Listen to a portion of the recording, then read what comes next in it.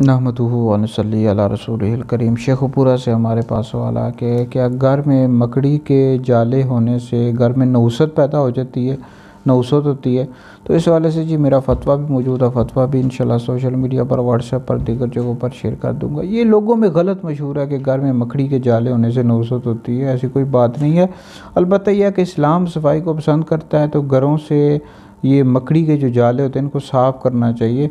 और ये घर में मकड़ी के जाले होने से नादारी का ये सबब होते हैं, मुफलिसी का सबब होते हैं। इस हवाले से जी तफसीर ख़ज़ाइनुल इरफ़ान में ये मौजूद है कि हज़रत सैयदना मौला अली पाक रज़ी अल्लाह तआला अन्हु से रिवायत है, आपने फरमाया कि अपने घरों से मकड़ियों के जालों को दूर करते रहो कि मुफलिसी और नादारी का बायस होते हैं।